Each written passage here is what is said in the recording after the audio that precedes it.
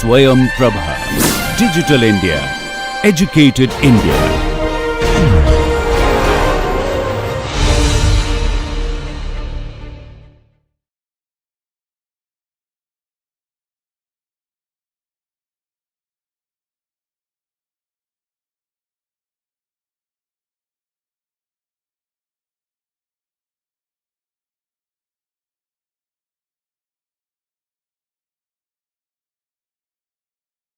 All right, so good morning, good afternoon, and welcome back to our course on analysis and design of rigid pavements. So, this is a course for students in civil engineering with an interest in transportation engineering. The assumption of the course, as a reminder, has been that you've taken some basic civil courses, you've taken undergraduate level transportation engineering, you may have taken a course on flexible pavement analysis and design, that's optional, and perhaps on flexible pavement materials. So, this course is designed to talk about the analysis and design of rigid pavements. So, naturally, we have to talk a little bit on the different materials that go into rigid pavements. Now, a quick overview of what we're going to learn in today's lecture on materials. We are going to list the different materials used in rigid pavements. And in particular, we are going to use those properties, or we're going to talk about those properties which are actually used to characterize rigid pavements when we go to analysis and design, which will be very soon in a couple of lectures. Now, if you recall from what we learned in previous lectures, a rigid pavement, there are many types of rigid pavements. So we looked at JPCP, which was jointed plain concrete pavements. We looked at JRCP, jointed reinforced concrete pavements. We looked at CRCP, continuously reinforced concrete pavements. And we looked at PCP, which is pre-stressed concrete pavements. Although these are different types of rigid pavements, fundamentally all of them do have the same sort of materials. So we don't really have to study each of them separately for materials. All of them have the same type of materials. They're just used and applied differently, and they differ in their construction and performance. But the material is still fundamentally the same. As I remind you, this class we are mainly talking about JPCP and a little bit of CRCP. But as far as today's lecture is concerned, it doesn't really matter which one we're talking about. Okay, what does matter, however, is what we studied previously, that is the different layers which are present in a rigid pavement. So, rigid pavement typically has at least 3 layers and sometimes 4 or more layers. And the layers typically you would have a surface layer, and that is the surface layer which is made of PCC, Portland cement concrete. Sometimes you'll hear colloquially this is called a cement layer, but as all of you are civil engineers, so you know that that's not the correct thing, it's a concrete layer. Now, below that, we have a base layer. The base layer, as we learned, it could be an aggregate layer or it could be a stabilized layer. And we'll see what the difference is between the two today.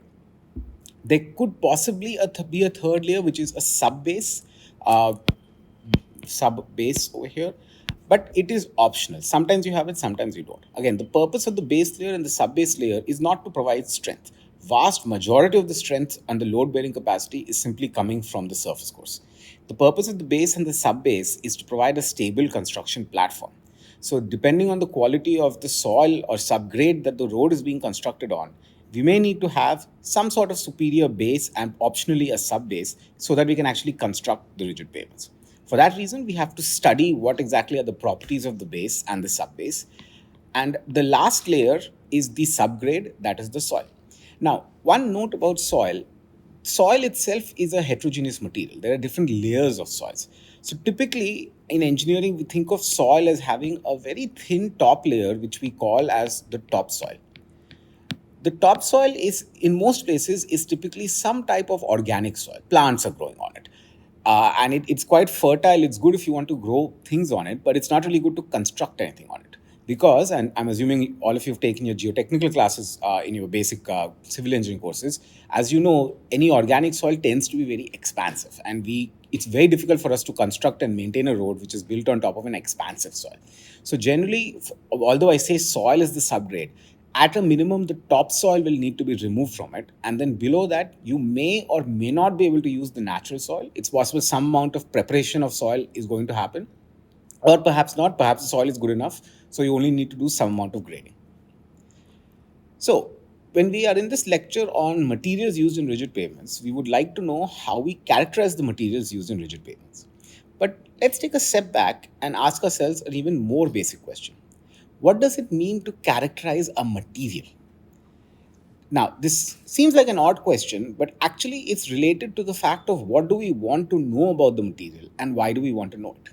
So, putting it in simple words, characterizing a material predicts how the material is going to respond. Respond to what? Respond to whatever you're interested in. Now, we have pavements, so obviously we are mostly interested in the response to loads. As we'll see in the next lecture, loads are two types. You have mechanical loads, which are vehicles, and you also have climate loads or any material related distresses. So largely we are interested to know what is the response of our material to some type of a load.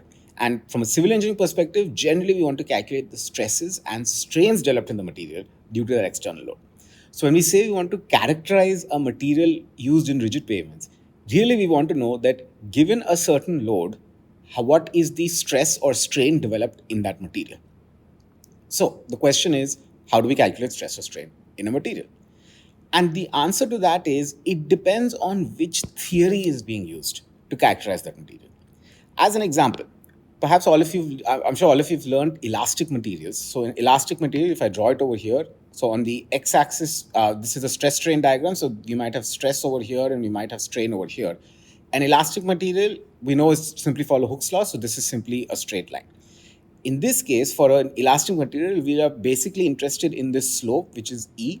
So that is the elastic modulus or Young's modulus. Furthermore, we are also interested in the Poisson ratio nu. So if we are using elastic theory to characterize a material, again, characterize the material simply means in this respect, if we apply a load, what is the stress and strain developed in the material? So if you're using elastic theory to answer that question, then the material properties we need in order to use the theory are the Poisson ratio and the Young's modulus. Now, suppose instead of the elastic theory, we are using an elastoplastic theory, which basically looks like this. So it is elastic up to a point, hence the elasto. And then after a point, it becomes plastic, which means for the same amount of stress, you have an increasing strain. In that case, we would like to know what is this yield strain. So this then becomes an additional property which we require. So which material, which characteristic of which property we need depends on which response we want, and which response we want depends on which theory are we using to characterize that material. So we have to have a little sense for rigid pavements, what theory we are actually using. And we will go into much more detail on that in a couple of lectures, but I'll give you a short preview today. There is an additional issue to think about in terms of material properties, which is, okay, we might have established a theory. From that theory, we know what material property we need. But how easy is it to measure that material property in the lab? Many tests are relatively simple. And again, all of you, I'm assuming, have done some basic civil engineering courses where you've done a lot of tests. But there are also many tests which are difficult to perform. And we'll see some of them today. Those tests, they might be difficult, for example, because they're very expensive, because they take a lot of setup time, because you need a lot of repetitions in order to do them, or there is a lot of variability in them, so you have to keep conducting the test a large number of times. So it's not good enough to simply pick a very sophisticated theory and then try to calculate the values of the material properties which are relevant to that theory. What we also actually need is a test which can give us those properties, and that test has to be practical within the limitations that we have in our labs in order to measure it. So many times what we may choose to do, and we'll see examples of this today, that we may choose a theory. The theory may have some properties, but we will not measure those properties for our materials directly. Instead, in the past, people have correlated those properties with relatively simpler tests, and we'll see examples of simpler tests today. So there's a correlation between a simple test and a complicated test. The complicated test is actually the material property that we want, but we conduct the simple test, we use the correlation and get the property from the complicated test, and that's then what we use in our analysis later on. So this is just something to keep in mind. We'll put some meat on this. We'll have some concrete details about all of this as we go forward. But keep this in mind. When we are talking about characterizing a material, we mean how are we going to calculate its stresses and strains in this respect, for which we have to ask a question, which theory are we using to characterize stresses and strains? And then from the theory, what material properties do you need? And are they easy to measure in the lab? Or is there some kind of correlation with a relatively easier test that I can use to simplify my work? These are the levels of thinking that goes into determining how to characterize a material, not just for rigid pavements, but for any other application. Okay, so I mentioned that we have to know what theory we're using to characterize the pavement before we talk about what material properties we need. Now, we will see more details on this about 2 lectures from now, but rigid pavements are historically characterized using what is called plate theory, the details of which are not important at this stage. Now, there is something to remember that there are different types of plate theory. There's not one plate theory. So what we use for rigid pavements is something which you'll see two different names for it. It's sometimes called thin plate theory. It's sometimes called medium thick plate theory. They're meant to be the same thing in this context. And more generally, these are called Kirchhoff-Love plates. So we'll see more details on that as we go forward. But for now, for historical reasons, rigid pavements have been analyzed using medium thick plate theory or Kirchhoff-Love plate theory. So what is this plate theory? Without going into a lot of details, this theory characterizes our pavement using a property called D, which is called the plate modulus. And D is defined as follows. This is there's no square root. This is EH cube into 12 into 1 minus nu square. H is the thickness. That's not a material property. That's something we choose for design. E is the Young's modulus, and nu is the Poisson ratio. So what you can see here is the only properties that are considered in plate theory are E and nu, which are the same properties as we would use in elastic theory. So plate theory is a form of elastic theory with a couple of more assumptions, kinematic assumptions on the way. We'll look at that later. So in characterizing a rigid pavement, we need to know the elastic modulus and we need to know the Poisson ratio. There is one exception in plate theory. So all the layers in plate theory are characterized as plates, and each plate is characterized by an elastic modulus and a Poisson's ratio, with the exception of the very last layer, which is our subgrade layer. The very last layer is characterized in plate theory using something called the coefficient of subgrade reaction, which is always given the symbol K. So much so that it's sometimes just called a K value. The coefficient of subgrade reaction, we'll see how to measure it, and many of you have already studied this in your earlier classes. The coefficient of subgrade reaction is used because we use a particular theory called a Winkler foundation. Let me write that down. So it's Winkler. Sometimes it's also called a dense liquid foundation. So we use a particular theory called a Winkler foundation along with plate theory to characterize the last layer, which is the subgrade. And the material property needed for a Winkler foundation is this K value, or the coefficient of subgrade reaction. So to summarize, what material properties do we use to characterize, historically do we use to characterize rigid pavements? Two sets of properties. One is for every layer except the last layer, and the other is for the last layer. The properties we use for every layer are the same properties as we use for any elastic material, which is the elastic modulus and the Poisson's ratio. They go into a particular term, which is called the plate stiffness. And the last layer is typically characterized using a Winkler foundation, which is characterized using a coefficient of subgrade reaction. So really, we have to ask ourselves, for our surface layer, for our base layer, for our sub-base layer, how do we measure the elastic modulus and the Poisson's ratio? And then for our subgrade layer, how do we measure the coefficient of subgrade reaction? And that's what we're going to talk about in the next couple of slides. So let's start by talking about the subgrade. Again, subgrade is the last layer. It is essentially the natural soil. But as a caveat, we do remove the topsoil because it's expansive. We don't construct on it. So after we've removed the topsoil, what we are left with is the subgrade. Now, the subgrade may be good enough to construct directly on. What does good enough mean? We'll talk about right in the next slide. But it might be good enough or strong enough for us to directly construct on it, in which case good. We just have to grade it a little bit and we can start constructing. In many cases, we are not so lucky, and the subgrade may not be strong enough for us to directly construct on it, in which case we may have to prepare, or let me write the word, we may have to stabilize the subgrade. So we may have to do some amount of additional effort in order to increase the strength, and we'll talk about strength of subgrade. We may have to do some amount of effort to increase the strength so that we can start constructing on it. So subgrade is it's a natural material, or it could be somewhat of a stabilized or a prepared material, depending on the strength and the application. Okay, so how do we measure the so-called strength of the subgrade? Now, as a reminder, what we are really interested in is this value, which is K. K is the coefficient of subgrade reaction. Essentially, we want to calculate this, but let's take a step back and look at what are the different type of tests we could use to characterize a subgrade material. Perhaps the most common test, and also a very simple test, which I'm sure all of you have learned, is the CBR test, or the California bearing ratio.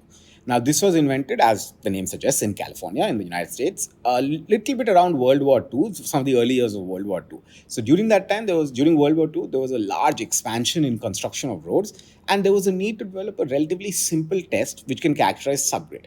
What they were looking for back then was simply what is the so-called strength of the subgrade, and they needed a relatively simple test. So here is how the CBR tests work. Basically, you take the soil and you put it into a certain mold. The size of the mold, diameter, and the height, all that has been fixed. It is a cylindrical mold. So given a certain fixed dimension, soil is placed inside of it in 3 layers and compacted. So there's a procedure to follow. That procedure, by the way, is in IS 2720 part 16, which you can get from the Bureau of Indian Standards. So you prepare this specimen. Typically, what's done is that this specimen is then soaked in water for 24 hours. We're trying to see what is the worst possible condition of the soil, in which case that particular test is called a soaked CBR test. And that generally is what is recommended. So we take our soil specimen, we soak it in water, and that specimen is then a soaked CBR specimen. Then we put a plunger on it and we load it. And what we do is we measure what is the amount of load as well as what is the amount of deflection. So we prepare a graph like the one shown over here, where we have the penetration or deflection in millimeters. And then we've got the load, which is typically in Newton per square millimeter, or in this case, it's kilogram per square millimeter, which can be converted to Newtons. So we see what is the load that we're applying and what is the deflection. And we prepare a graph at various deflections. At certain deflections, and we'll see what those deflections are, we prepare a graph and we join them accordingly. Now, what is generally seen is that the general behavior should be that of a softening material. That is, as the penetration increases, the amount of load required to achieve that penetration should decrease. So the material is becoming softer. So the correct curve should be somewhat like this, the one which I've just highlighted.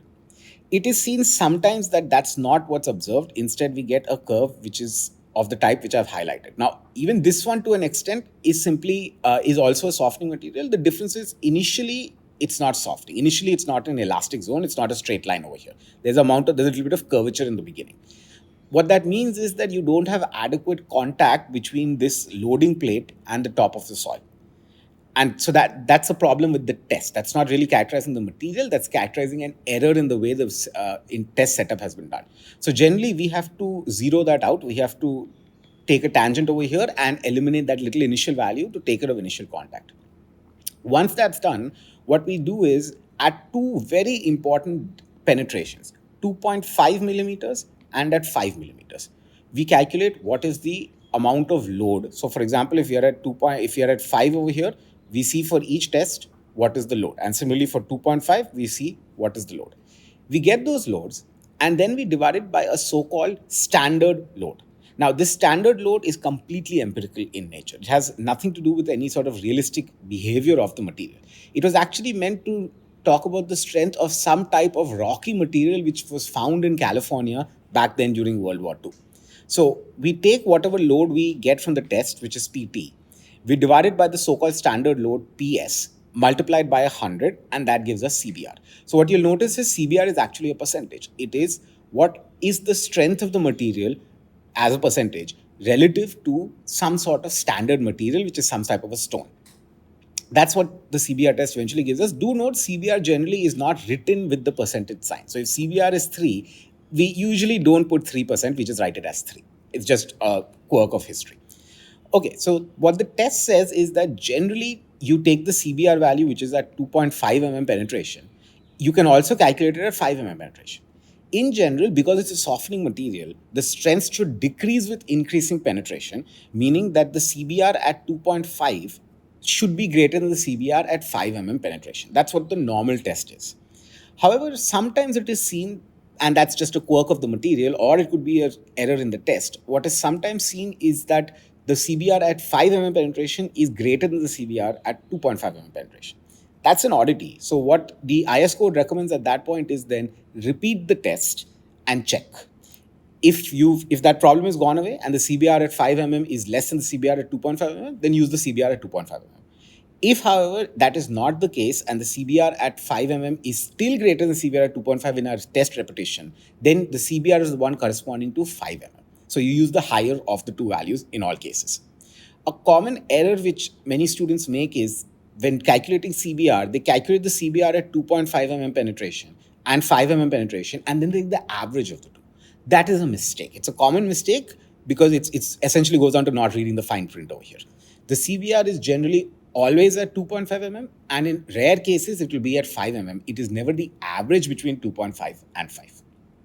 So that is the CBR test. If you've taken a class in flexible pavement design analysis, you know that CBR test is also used over there to characterize subgrade. So that's common between the two different types of pavements. Now, the second test is called the plate load test. Let me show you what the plate load test is, and I'm assuming many of you have actually done this in the lab. So the plate load test, as the name suggests, there is a plate which is applying a load. So generally, if we have a soil, we have to dig what is called a test pit. We dig a test pit and we put a certain plate on it. And again, the size of the plate is standardized. We put a certain plate on it and we apply a load. As we apply a load, we measure what is called the settlement. So in CBR, we call it penetration. Plate load test or PLT, we call it settlement. So we plot then what is the load applied and what is the corresponding amount of settlement. Note that it is shown on a log-log scale over here. If you keep conducting the test, you'll see that on a log-log scale, initially you have a straight line, and then you have a kink, and then another straight line. That kink represents the fact that the soil has yielded. That is, you've gone into some type of plastic range. The plate load test is meant to give you the property, the K value in the elastic range. So what you get here is then the value here in the elastic range. And what we are particularly interested in is in this range, we're interested in the slope of this line. We are interested in how is the load changing for every unit change in settlement. So what we are actually interested in this K value is what is delta P over delta D, which is D being the displacement or the deflection or the settlement.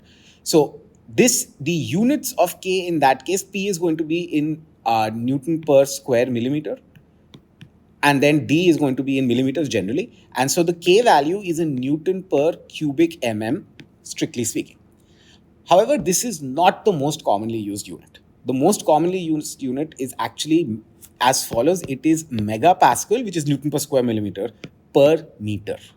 So that's an interesting quirk that we are actually using millimeter and meter in the same units. That's very common in engineering to have mixed units.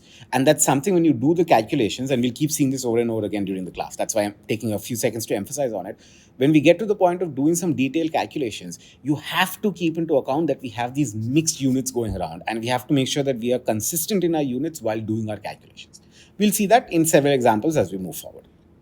So that's basically the plate load test. We dig a test pit. We put a plate on it for standardized shape. We apply a load and we get this load settlement curve. Slope of the load settlement curve in the elastic range gives you the coefficient of subgrade reaction, which is also called the K value. Now, that seems straightforward, but here's the problem. You can't just apply a load. In order to apply a load, you have to have some type of a reaction. You have to have something that prevents your load from just flying away. So you generally have to build what you see over here, a large truss-like structure, which then has to be properly clamped to the ground. And only after you build something as large as this will you be able to conduct the test. This can be quite expensive. And not only do you construct it, you also have to maintain it. You have to make sure that these ends over here are fairly stiff. It's not very easy to do that. If there's a slight amount of softness or slight amount of movement here, the test results are wildly off. So the test, in theory, the test is straightforward because after all, you just have a load settlement curve. In practice, however, plate load test is quite a difficult test to conduct. And in many cases, if you have to do it for a road project, then you don't conduct it once. You have to conduct it maybe at every 1 kilometer or even less than that because the properties of soil change very rapidly. In such a situation, it is inconvenient to be conducting a plate load test. Now, the third test, which we are typically interested in for soil and generally any other granular material, is called a triaxial test. And the triaxial test, and particularly I should add, we conduct what is called a cyclical triaxial test. There is also a static triaxial test. So this is a dynamic or a cyclical triaxial test. In a triaxial test, here's what we're doing. We prepare our specimen, again, standard size, a cylinder where everything has been standardized. And typically it's a confined test, so we do cover it in some type of membrane. We apply a certain amount of load on it, and that's what we sometimes call the deviatoric stress. We do also have a confinement stress. And this load is typically applied in a sinusoidal fashion. So we apply it, rest. apply, rest, apply, rest. So typically there's also some amount of rest period provided. So rest, and then we apply it as a sinusoid. It reaches some peak value, which is the sigma d, and then it goes to rest. We do multiple cycles of this. Why are we doing this? We are doing this because fundamentally loads have a cyclical nature in their loading. So if this is a road and I have a tire going on, if I just think of one point in the subgrade, the tire comes on top of it and then goes away. Then another tire comes, another goes away as vehicles are going. So you can imagine any point in the subgrade is actually experiencing cyclical loading. And so the purpose of conducting the triaxial test is to understand what is the behavior of the material under such cyclical tests once again. So what happens is when you conduct this test, for each cycle, you can measure the stress versus the strain. So here what we have on this graph over here, the x-axis is actually showing the cycle number, and it could be time also because generally there's a fixed rate. So it's either time or a cycle number. And then what we have is the strain. The strain is very easy. We are just simply seeing what is the displacement. We have a little dial gauge over there which tells us the displacement. Displacement over the original length is simply the strain. So what we see is first when we start, we load it. So as expected, the strain increases. Now when we unload it, the strain decreases, but it will not go back to zero. Some amount of plastic strain is going to accumulate. That's going to create a permanent set. Now in our next cycle, we are going to begin starting from that permanent set. Again, we load it and we will get a strain, unload it and we'll have a higher permanent strain. As we keep conducting these cycles, we will get something like this, that the permanent strain is increasing, but after some time, once essentially all the permanent strain has been handled, it's going to become more or less constant. So then what we see is after a large amount of time, after several cycles, and this test can be somewhat time consuming, after several cycles, what we are left with is we have two strains. We have a accumulated plastic strain and we have this epsilon r, which is called the resilient strain. That is the elastic component after a large number of cycles. Then we define something called the resilient modulus, m sub r, which is simply the magnitude of this deviatoric stress, sigma d, divided by the resilient strain. So that's important. This is not the total strain. It is the resilient strain, that is the elastic component of the strain. And so this m sub r, it has the same units as elastic modulus, that is, it's typically shown in megapascals.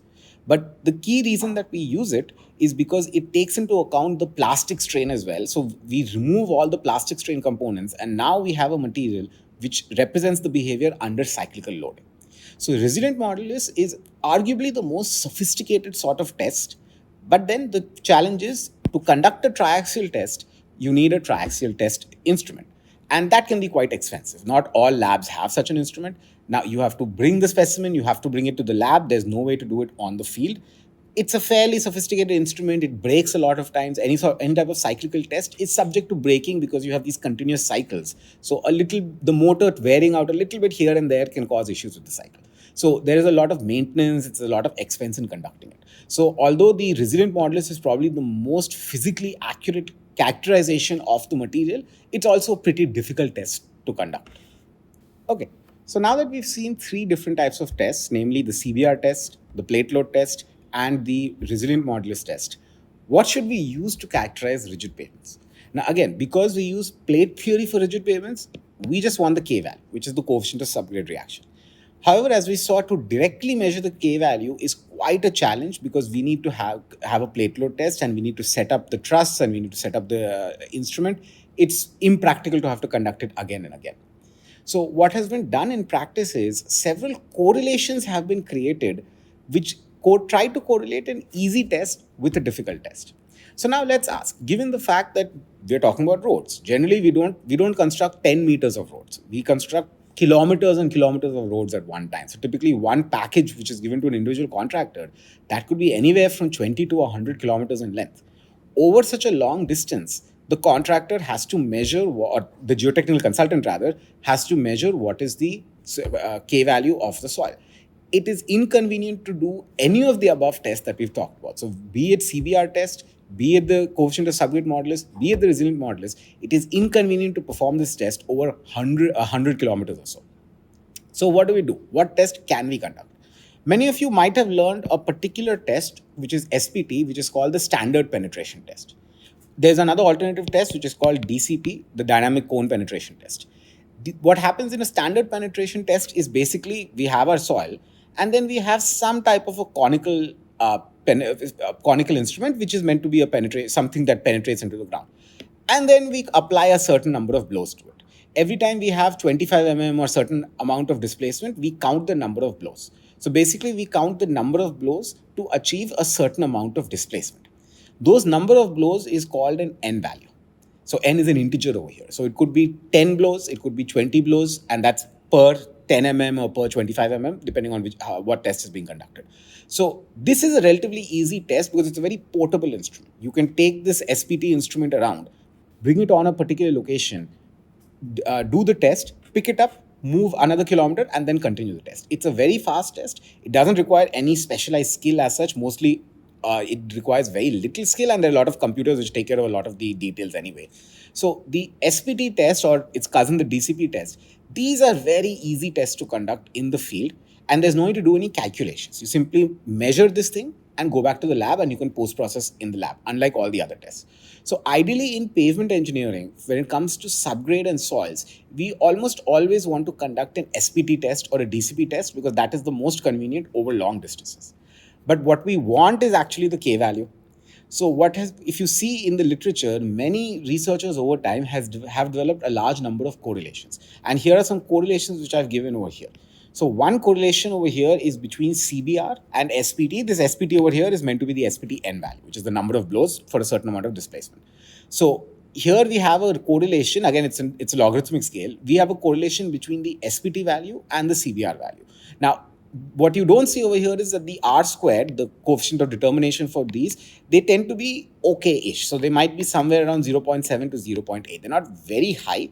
So you understand there is some amount of approximation going over here, and we have to account for that by adding a factor of safety somewhere in our design.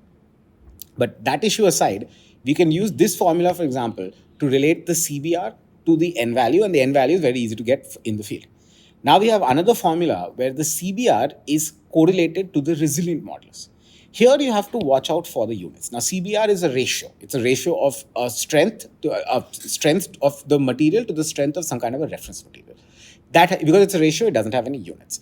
SPT n value is number of blows. So again, it doesn't have any units, it's just an integer.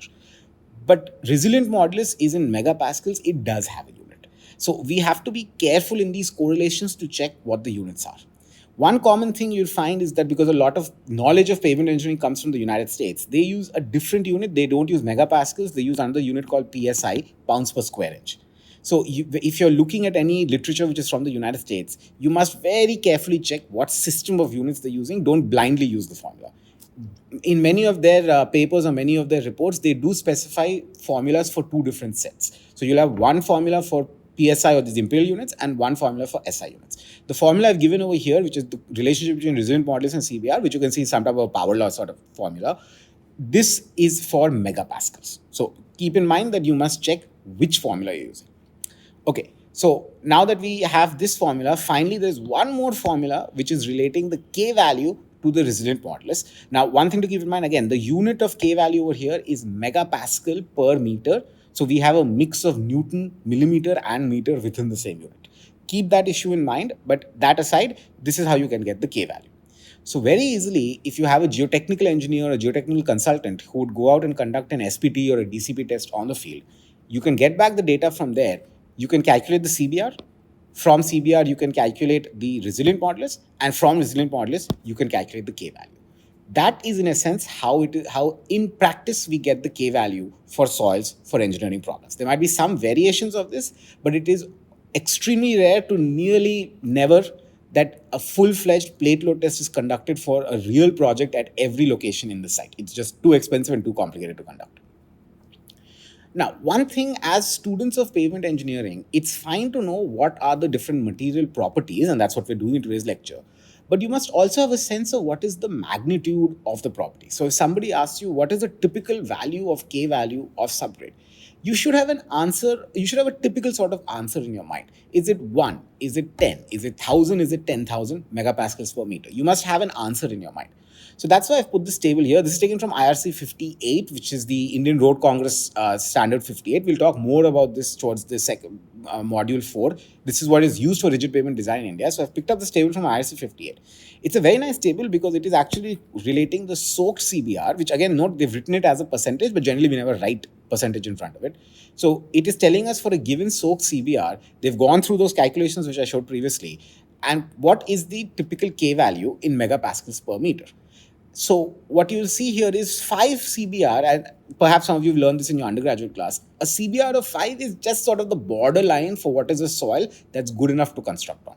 If the CBR is less than 5, and in some cases they say less than 3 even, but if the CBR is less than 5, generally that soil is not very strong.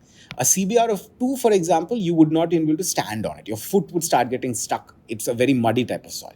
So CBR of 5 is a pretty important one. So you should know that corresponding to CBR of 5, the K value is, if you follow the exact formula, it's 42 megapascals per meter. But just to keep in mind, it's around 40 megapascals per meter.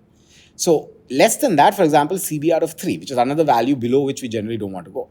That has a CBR, that has a K value of roughly 28 megapascals per meter.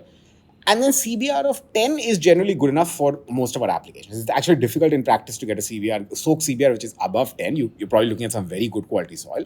But in practice, if you get up to a soak CBR of 10, you're going to have a good time doing construction.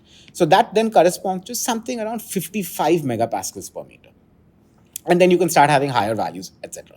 So keep in mind, you should have a sense of what these numbers are. So the K value for typical soils, which is within our interest, generally is something around 20 to 60, maybe up to 80 megapascals per meter.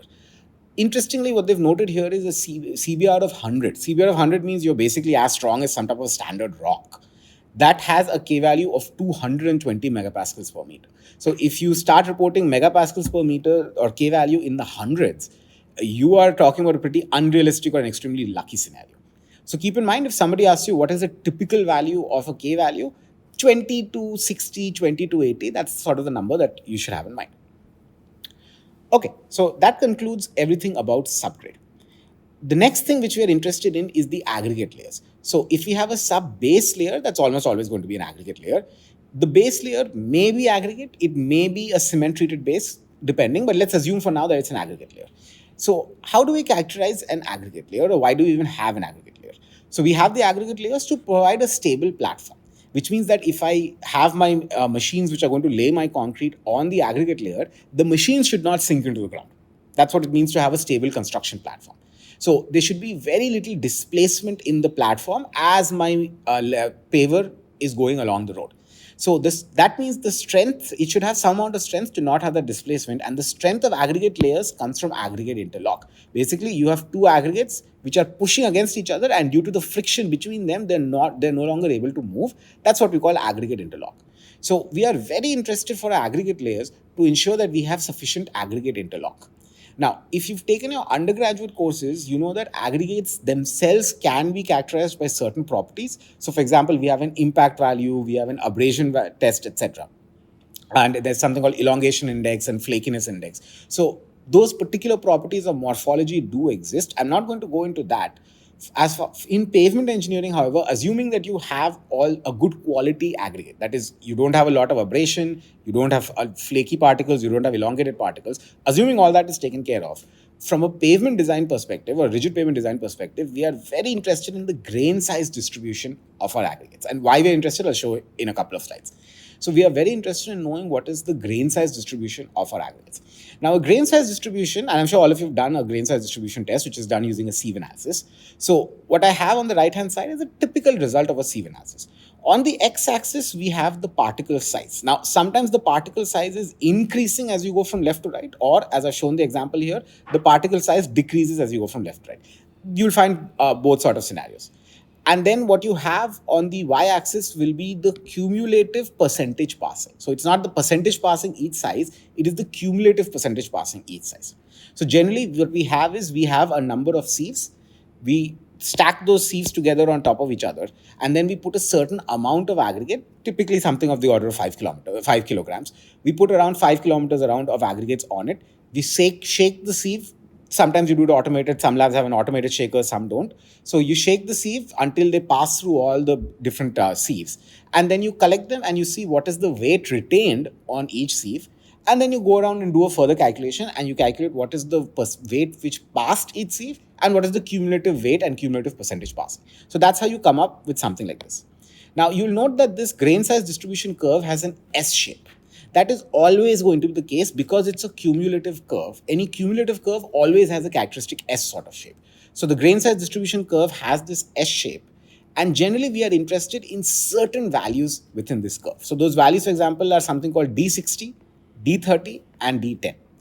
All that is saying is this D60 corresponds to the 60th percentile passing. So we take the 60% passing, and that corresponding size is called D60. Similarly, D30 is the 30% passing, and we call that D30. And similarly, 10% passing, cumulative 10% passing, is called D10. We take these and we calculate these two terms down here, Cu and Cc, that is the coefficient of uniformity and the coefficient of curvature. They are basically some sort of measures of how uniformly distributed these different aggregate layers are, these aggregates are. Generally, we would like to have certain values, and there are prescribed values for these. Generally, we would like to have for base layers and sub-base layers, we would like to have a well-distributed aggregate grain size distribution so that we have good friction in between the aggregates. And so for that, we have to be able to calculate this grain size distribution. Now, typically what happens in practice is we have a target grain size distribution, and I'll talk about that in a couple of slides. We somehow have to achieve a target grain size distribution. Now, if you go to the contractor will actually keep certain stockpiles, or sometimes they're also called lots. They will literally have huge bins which consist of aggregates which have a particular range of size. So, for example, you might have a bin which is 10 to 30 mm bin, and then you might have, let's say, a 15 to 20 mm bin, and so on. You might have a 5 to 10 mm bin. So you have bins where aggregates are within a certain range, and then you have to combine them in certain ratios in order to reach some specific target grain size distribution. So what is that target grain size distribution? Now, the target grain size distribution in theory is based on how do you ensure that you have the most compact sort of aggregate. That is, you have an aggregate layer which has the most amount of contact, which has the most amount of grain to grain transfer or aggregate interlock. Now, in practice, however, it is very difficult to keep doing that again and again. If we had to figure out for every new blend, what is our blend with the highest amount of aggregate interlock, it would take a very long time.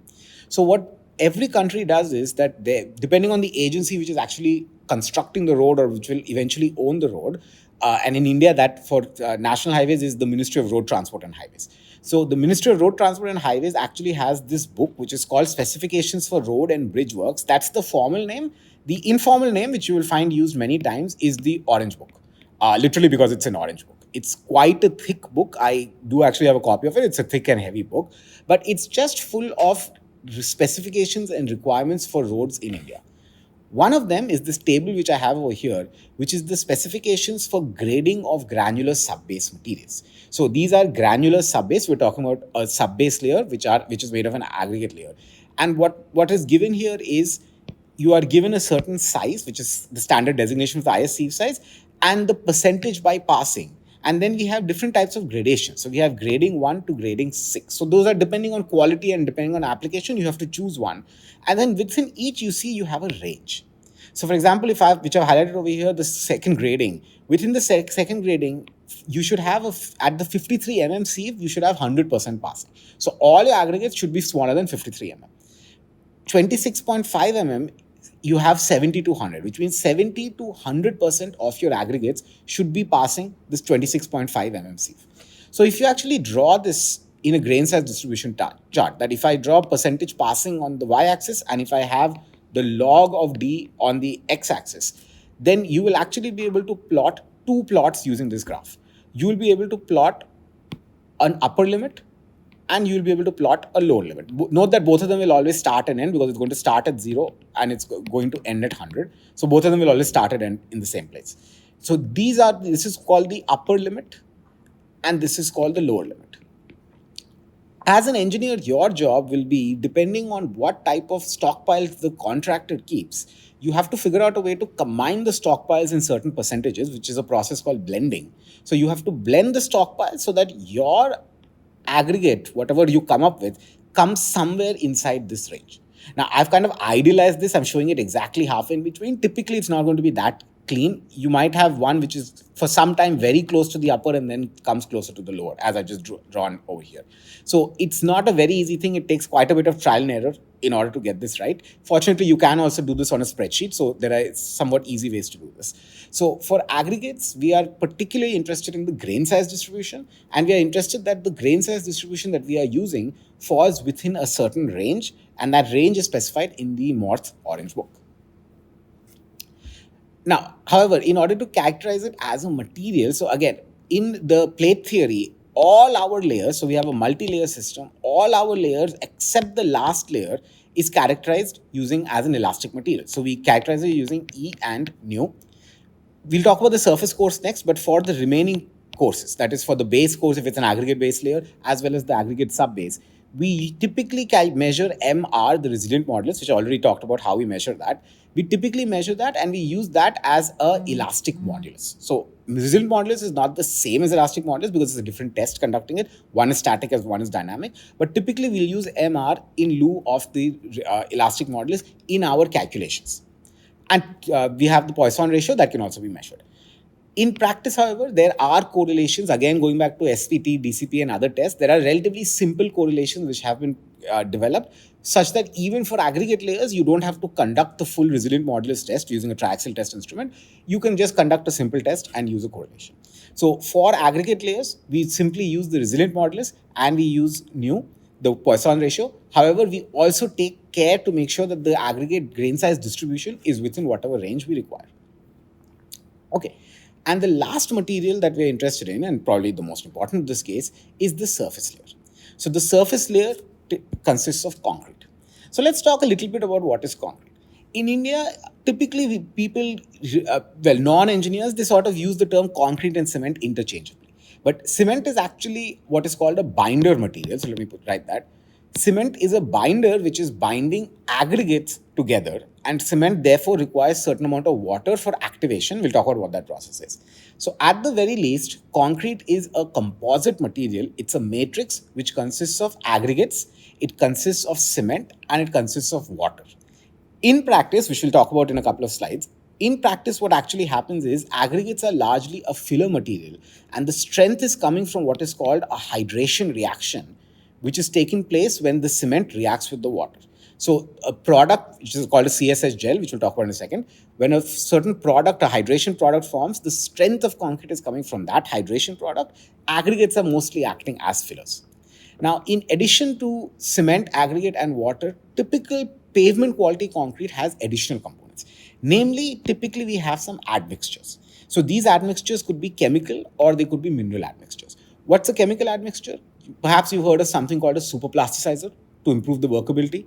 There are other ones, something called an air entraining admixture. So this is not meant to be a class on cementitious materials. I recommend you take a class on concrete technology separately to fully understand these terms. But typically our pavement quality concrete is certainly going to consist of some amount of admixtures, chemical, and some amount of mineral admixtures. And a common mineral admixture is actually fly ash, which is almost always used in road construction projects. We could have some amount of recycled materials also, for example, recycled aggregates, recycled asphalt pavement. There are various types of recycled materials that you can add. And sometimes we also have fibers. Fibers we'll talk about towards the very last lecture of this series when we talk about design of fiber reinforced concrete. Okay, so those are the different materials that are within concrete. The most important of these is cement. Again, the strength of the concrete is actually basically coming from the cement. It's not through aggregate interlock of the aggregates. The aggregates are mainly just acting as a filler material. Cement itself is a prepared material, and it's quite an expensive material to make. It's also the world's most widely used man-made material. The world's most used material is water, and the world's second most used material is cement. However, concrete uses both cement and water, so one can argue concrete is the world's most widely used material. Concrete itself consists of a variety of chemical compounds, but there are 4 important compounds which are present in concrete. Present in cement. About 50% of cement is tricalcium silicate, which sometimes we just write as C3S. Another 25% is dicalcium silicate C2S. Smaller percentage of it is tricalcium aluminate C3A, and some of the color of the typical grayish color of concrete is actually coming from here. And then a small amount of material, again around 8%, is tetracalcium aluminoferrite C4AF, which also adds a little bit to the color. Primarily the first two, C2S and C3S, they are the most important ones because, as we shall see, they are what provide a lot of strength to the concrete through what we call a hydration reaction. Okay, so to prepare concrete, we take all our materials and we mix it with water. There is a procedure. You don't just dump the water into the cement. There's a way you mix it a little bit here, then you mix it a little more there. Again, take a concrete technology class for those details. But upon reacting with water, what happens is that the cement undergoes a hydration reaction. In the process of the hydration reaction, the cement, when you just mix it with water initially, the cement is actually in a plastic condition. And then after mixing with water, as the cement is turning into concrete, it goes from a plastic condition to an elastic condition. So plastic basically means I can apply a load and for a given load, I'll get an infinite amount of strain. Whereas elastic means my stress is proportional to strain. So the hydration process is actually converting a plastic material to an elastic material. And we call that entire process as setting and hardening. The process itself, the hydration reaction, as many of you may know, is an exothermic reaction. So it does release a large amount of heat. And there is a particular area of study called mass concreting where that heat suddenly becomes very important. For pavement applications, that's not particularly important at this stage. Now, what happens is when you mix cement and water, within about 5 minutes, something called an initial set takes place. That some amount of hardness or some amount of strength starts developing in the material. That is because a chemical called calcium aluminosulfate hydrate, or CaSH, or sometimes also called ettringite, is starting to form. Ettringite is that initial amount of the chemical which is formed where the concrete has just a little bit amount of elastic strength. As we shall see, this is actually a very important phase because when we saw the joints in concrete pavements in JPCP, we generally want to saw it at this particular phase. That's what guarantees that we have a good joint. We'll talk about that in a couple of lectures when we come to joint. Now, over several hours to days, the reaction proceeds and we get what is called a calcium silica hydrate, or CSH gel. This is a very strong gel and this is what is giving strength to concrete. So initially we get CSH or ettringite. Over a long time, that in turn develops into CSH, and CSH gel is what gives us the strength. And when I say over a long time, this can take 28 to 90 days, and technically it takes even longer, but to get about 90 to 99% of the strength, you actually have to wait about 28 to 90 days. Now, and again, the strength of the concrete is coming from the CSH gel. The aggregates are mostly just acting as fillers in that case. Now, the strength of the concrete and the hydration process is also affected very strongly by any admixtures that we add. In particular, fly ash, which I want to talk about for a second. Fly ash is a particularly important admixture because it's a byproduct of burning of coal. In India, we have a lot of thermal power plants, so we do burn a large amount of coal. And so we get large amounts of fly ash that come out of it, and they're a waste material. Almost all concrete, I would argue, in India does have fly ash mixed in today. So there are two types of fly ash. There's something we call a class F fly ash and a class C fly ash. Class C fly ash has a relatively high calcium content.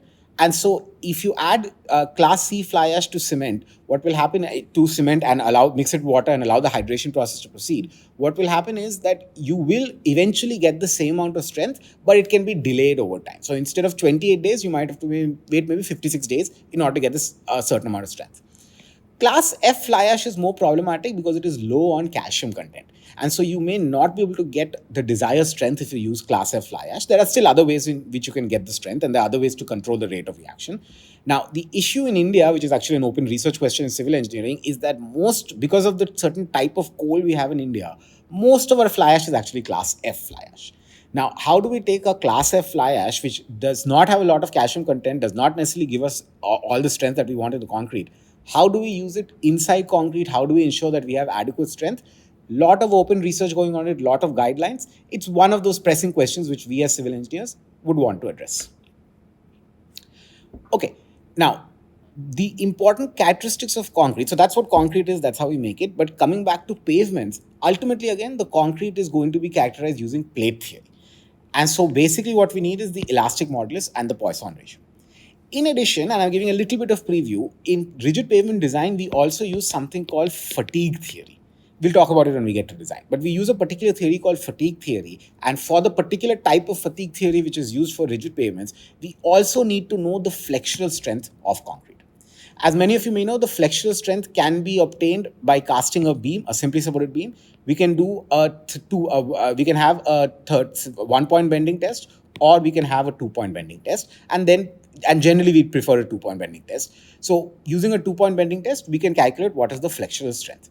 We can also measure the compressive strength, which is a relatively simple test. We just have a cylinder of a particular size, we compress it, and we measure the stress versus strain, and wherever you have the maximum stress, that we call the compressive stress. It's compressive strength. Now, among the so what we need for rigid pavement design in fatigue theory, we do require flexural strength, for which we use a 3-point bending test or a 2-point bending test. Now, the problem with this, however, is the 2-point bending test is a little more complicated to do.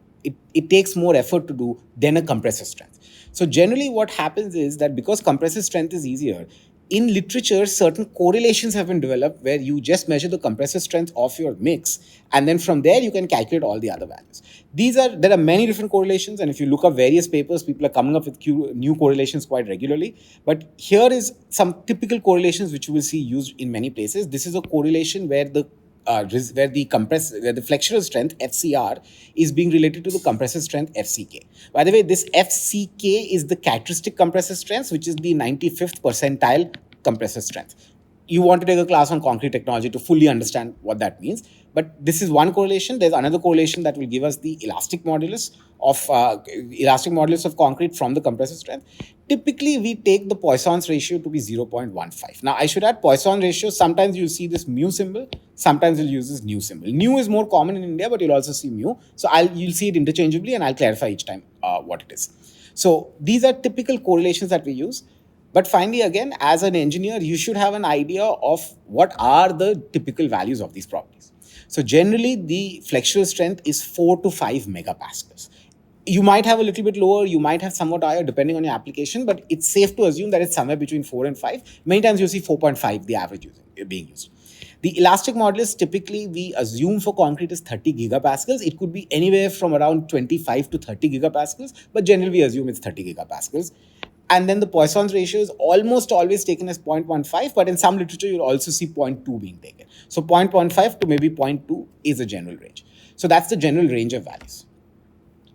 Okay, so to summarize then, we looked at what are the different layers of pavements in previous lectures, in rigid pavements, and then we saw what properties do we need to characterize each layer.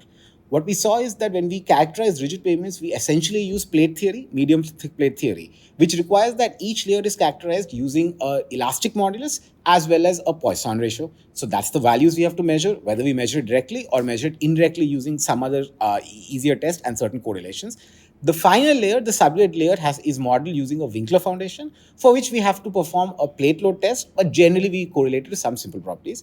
And the concrete layer, finally, we also need to know its flexural strength, but typically we measure the compressive strength, and then we use certain correlations to get the flexural strength and the other properties.